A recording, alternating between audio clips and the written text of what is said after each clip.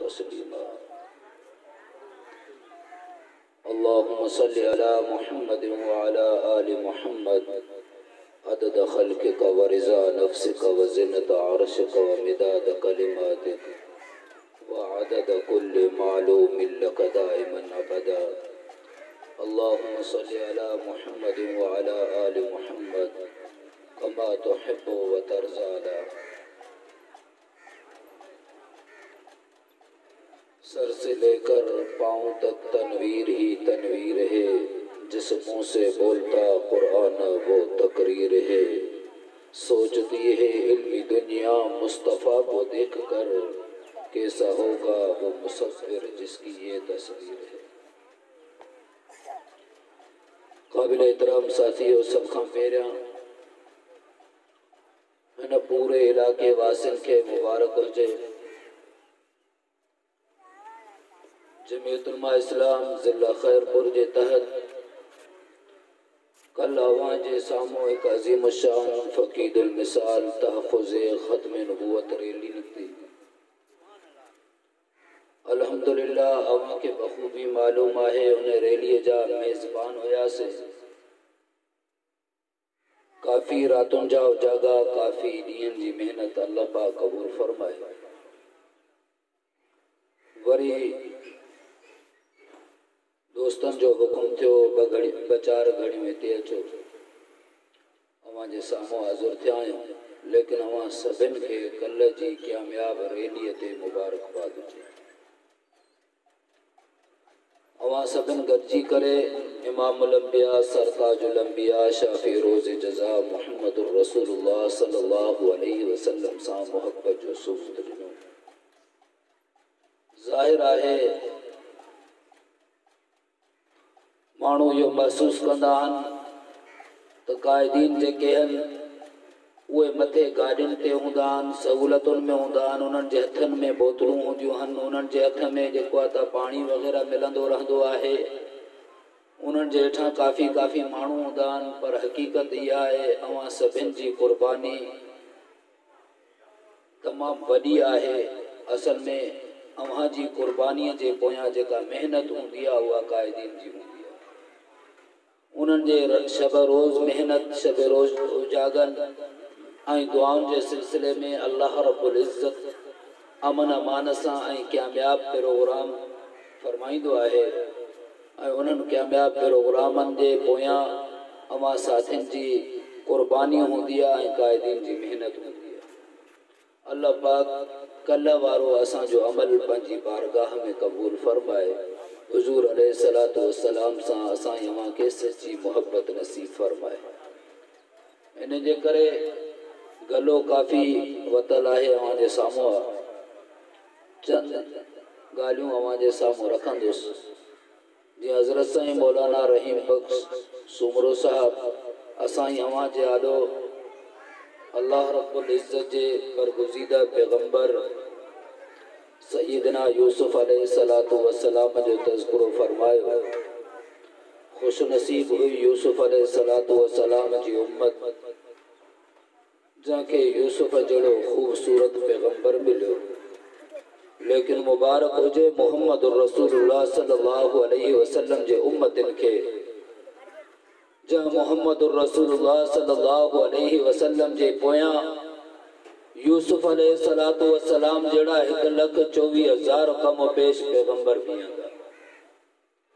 मुबारक हुजे इमामुल अंबिया सरताजुल अंबिया शाफ़ी रोज़े जज़ा मुहम्मदुर रसूलुल्लाह सल्लल्लाहु अलैहि वसल्लम जे उम्मतिन के, जन के यूसुफ जो सरदार मिलियो, जन के आदम व ईसा यूसुफ व यूनुस जो सरदार मिलियो, जन के इमामुल अंबिया मिलियो, जन के सरताजुल अंबिया मिलियो, जन के महबूब खुदा मिलियो, जन के शाफ़ी महशर मिलियो, जन के मुहम्मदुर रसूलुल्लाह सल्लल्लाहु अलैहि वसल्लम जड़ी अजीम शख्सियत, अजीम इंसान, अजीम नबी, अजीम पैगंबर मिलियो।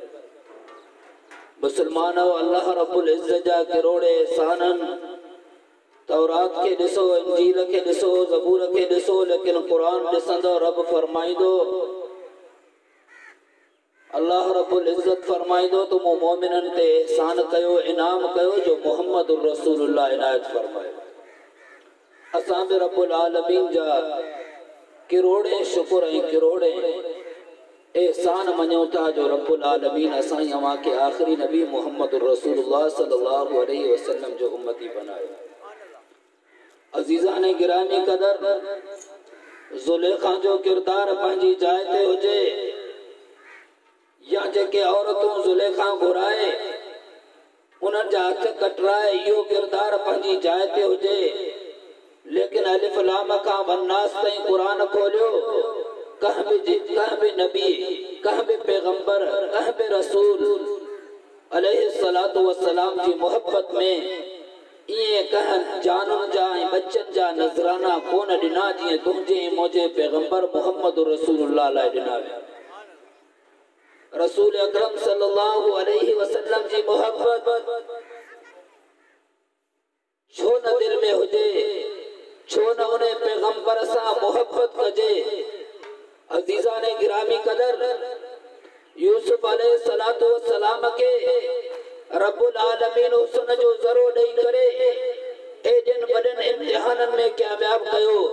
जॾहिं यूसुफ जो इमाम मुहम्मदुर रसूलुल्लाह आयो, जंहिंजे चेहरे जा कसम रब क़ुरान में कया, फरमाए वज़ुहा, मुंहिंजा महबूब मां रब के तुंहिंजे चेहरे जो कसम, वल्लैलि इज़ा सजा, मिठा महबूब मां रब के तुंहिंजे ज़ुल्फन मुबारकन जो कसम। अजीज़ान गिरामी कदर, एतिरे ते न आहे तुंहिंजो ऐं मुंहिंजो महबूब पैगंबर सल्लल्लाहु अलैहि वसल्लम मक्का मुअज़्ज़मा जे पथरेली ज़मीन ते जॾहिं पंहिंजा रहमत वारा कदम रखनि त रब उन धरतीअ जा कसम खणी फरमाए, ला उक़सिमु बिहाज़ल बलद व अंत हिल्लु बिहाज़ल बलद। मुसलमानो, ही असां अवां जे पैगंबर इमामुल अंबिया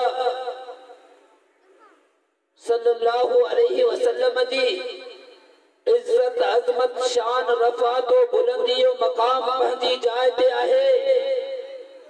लेकिन मुसलमानों फख्र कयो इन ॻाल्हि ते जो अल्लाह रब्बुल इज्जत पंहिंजे महबूब सां एतिरी मोहब्बत कई जो रब फरमायो, मुंहिंजा महबूब मोहम्मद तू आहे, पर ऐसी ताईं को जन्नत में का उम्मत दाखिल न थींदी जेसी ताईं तो मोहम्मद जी उम्मत दाखिल न थे।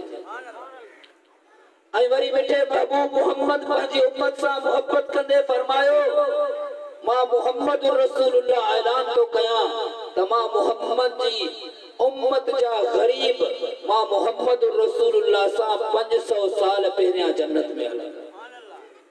मुसलमानों ने नबी जा एहसानात आहिनि असां अवां ते, जंहिं नबी आखिर ज़मा इमामुल अंबिया ताजदारे खत्म नबूवत सल्लल्लाहु अलैहि वसल्लम जी मोहब्बत लाए जॾहिं हज़रत खुबैब रज़ी अल्लाह ताला अन्हु के कैद में रखियो वञे तो, हज़रत खुबैब जा रात ऐं ॾींहं कैद में गुज़रनि था।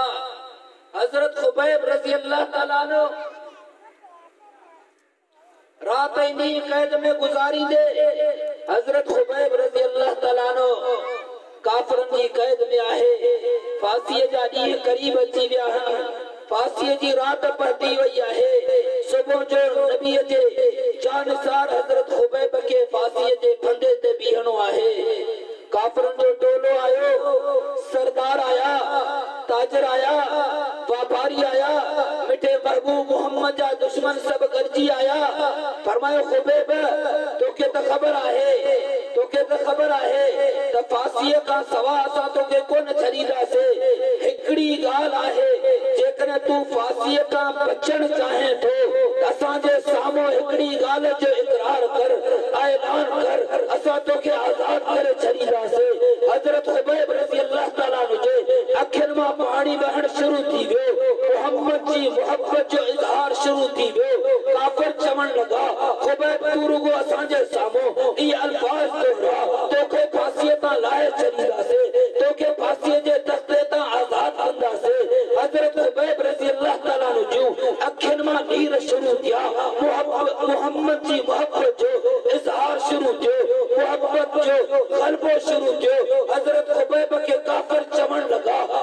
खुबैब तो के छड़े ॾींदा से अगर तू यो ऐलान करे मुखे लाहे करे मुझे महबूब मोहम्मद के फांसी जे कंधे ते बिहारियो मां खुबैब के आजाद कयो। हजरत खुबैब तड़पी पियो, खुबैब रोई ॾिनो, खुबैब खां आहूं निकितियूं, खुबैब खां ज़ारू निकितियूं।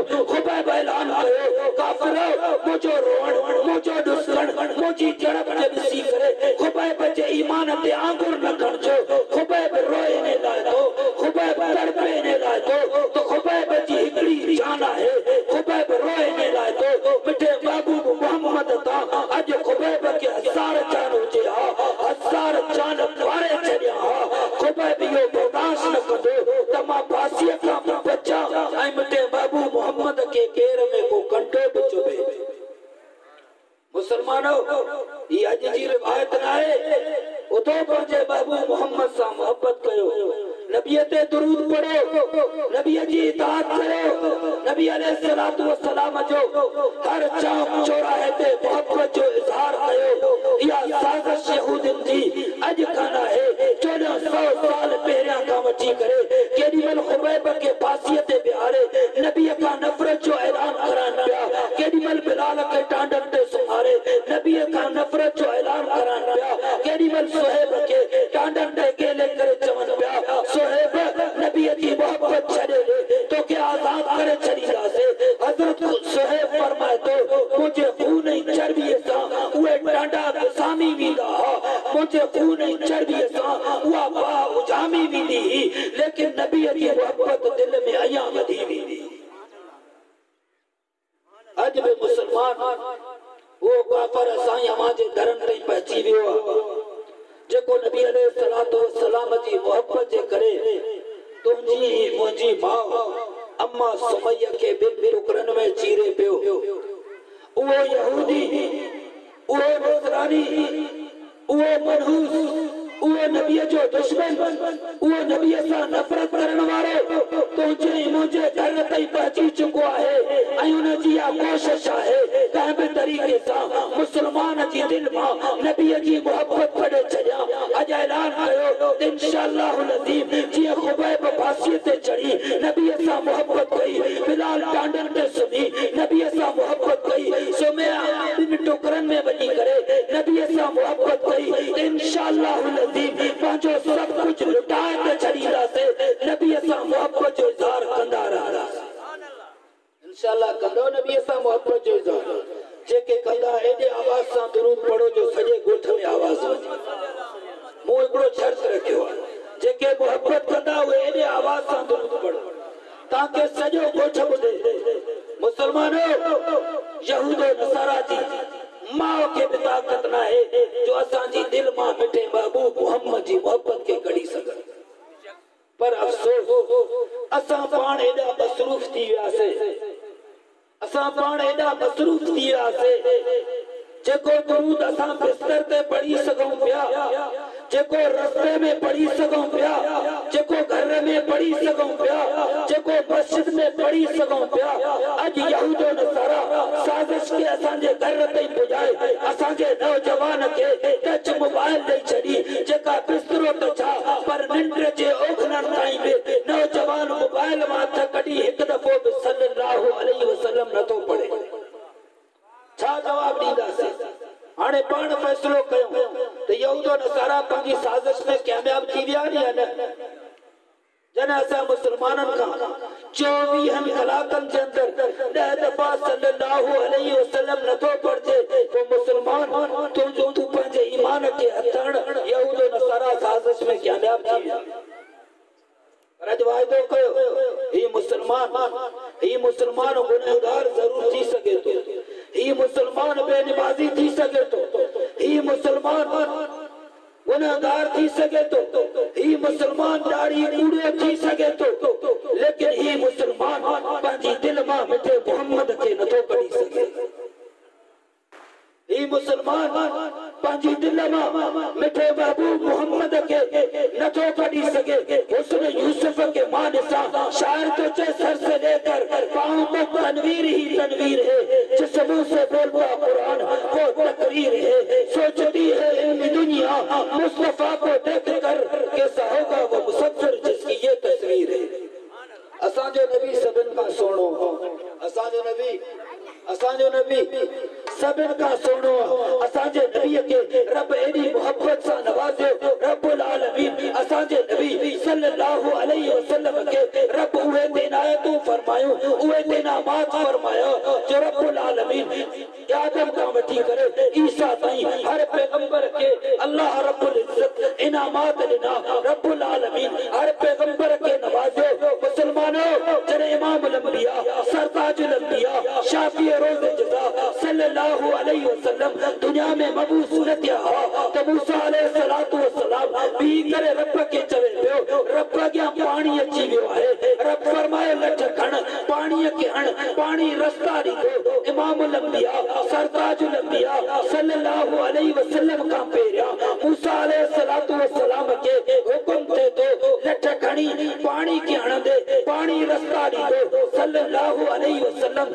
तुंहिंजो ई मुंहिंजो पैगंबर इमामुल अंबिया मौजूद आहिनि काफर टोलो काहे चंचा सरदार चंचा नवाब चंचा खान चंचा अची करे नबी अलैहिस्सलातु वस्सलाम जे साम्हूं उहे वेहनि था नबी अलैहिस्सलातु वस्सलाम के चवनि था ए मोहम्मद बिन अब्दुल्लाह तू असां सां वाइदो कर तू असांखे हिकिड़ो मौजज़ो ॾेखारी दे उहो मौजज़ो इहो हूंदो इहो चंड लही करे टुकड़नि में बिखेरजे असां कलमो पढ़ंदासीं धरती गवाह आसमान गवाह मलाइक गवाह रब जो लाराइब किताब गवाह रब्बुल आलमीन फरमाए तो बेटा महबूब मोहम्मद ईसा जो शान पंहिंजी जाइ ते मूसा जो मकाम पंहिंजी जाइ ते आदम खां ईसा ताईं हर पैगंबर जी इज्जत हर पैगंबर जो शान और मकाम पंहिंजी जाइ ते लेकिन बेटा महबूब मोहम्मद तू न जाइ छॾ जा न उथी बीह जा न लठ खण जा तू जाते वेठो आहे इते वेही कर पंहिंजे हथ जी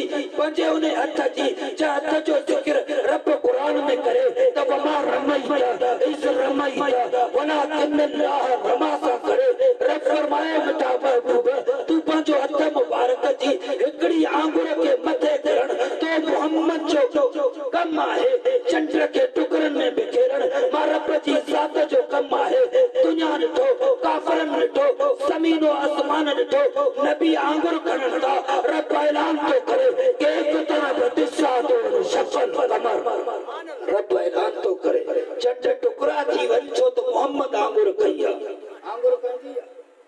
आंगुर कंजी चंड टुकड़ा थी वञ छो तो मोहम्मद आंगुर खई चंड सुरी वञ मोहम्मद आंगुर खई चंड जाए छॾ नबी अलैहिस्सलातु वस्सलाम इमामुल अंबिया जाए छॾी आंगुर खई चंड टुकड़नि में बिखेर थी वञ छो तो आदम खां ईसा ताईं हर पैगंबर जे इमाम मोहम्मद अरबी जी आंगुर जो इशारो आहे तो मुसलमानों अचो यहूद नसारा के दस्यो कई मुसलमान गुनहगार जरूर है लेकिन ही मुसलमान पंहिंजे महबूब मोहम्मद सां सच्ची मोहब्बत रखण वारो आशिक है तो इंशाअल्लाह नबी सां मोहब्बत रहंदी इंतहाई माज़रत ख़्वाह कल जे ने एडे वॾे प्रोग्राम जे करे गलो बि साथ न पियो ॾे ऐं अवां सभिनि खे सिर्फ़ कल जे एडे वॾे प्रोग्राम जी कामयाबीअ ते मुबारक चवण लाइ मां पेश कयो अल्लाह रब्बुल इज्जत असांजो ऐं अमांजो कल वारो अमल पंहिंजी बारगाह में कबूल फरमाए